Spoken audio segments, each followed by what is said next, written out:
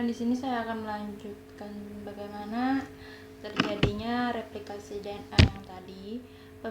Pembentukan lagging start. Lagging start adalah untaian DNA yang terletak pada posisi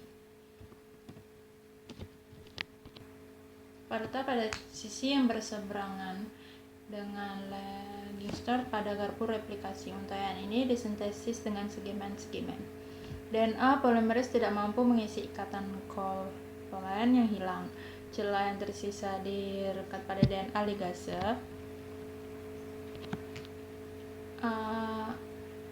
Enzim ini mengkatalis pembentukan ikatan fosfodiester antara 3-OH dari satu helaian dari 5P dari helaian yang lain. DNA ligase diaktifkan oleh ANP atau adenosine nucleoside sebagai kofaktor atau faktor kendali dari alkali ANP.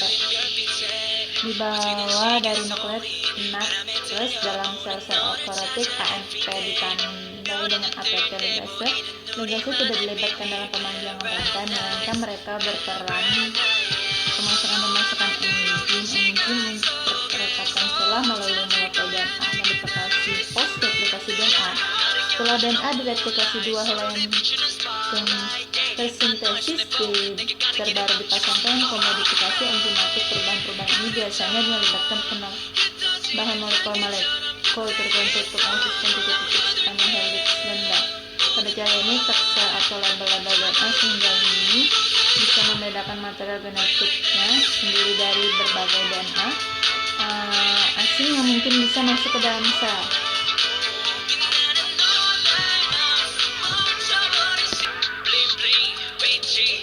Modifikasi DNA atau modifikasi post-replikasi DNA mungkin juga mempengaruhi cara molekul diikat.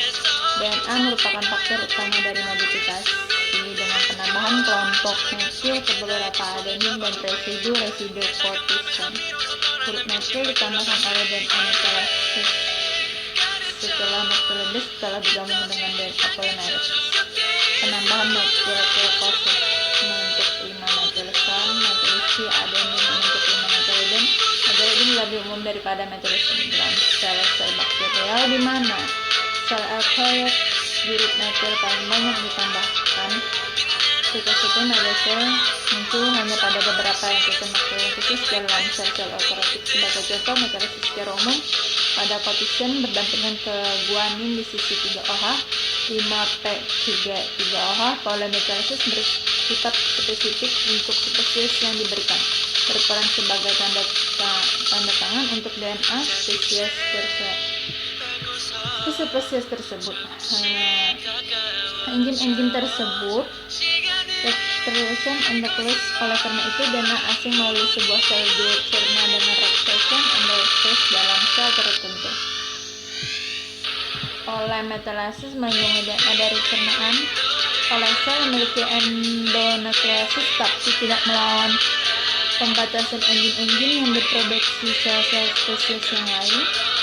Pembatasan ini sederhana, pertukaran DNA antar sel-sel dari spesies yang diproduksi sel-sel spesies yang berbeda.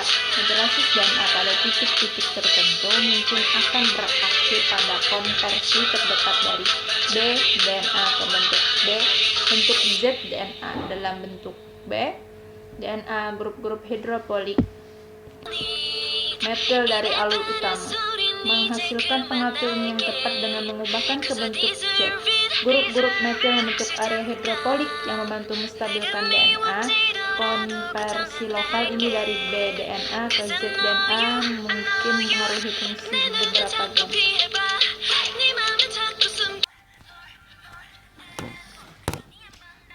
Di sini ada berapa bagian. Di sini saya menemukan banyak contoh-contoh dari replikasi DNA transisi dari bagaimana sel itu bekerja untuk proses terjadinya replikasi DNA. Oke, sekian dari saya. Terima kasih. Salah hilap mohon maaf. Semoga penjelasan yang saya berikan tadi bermanfaat. Wassalamualaikum warahmatullahi wabarakatuh.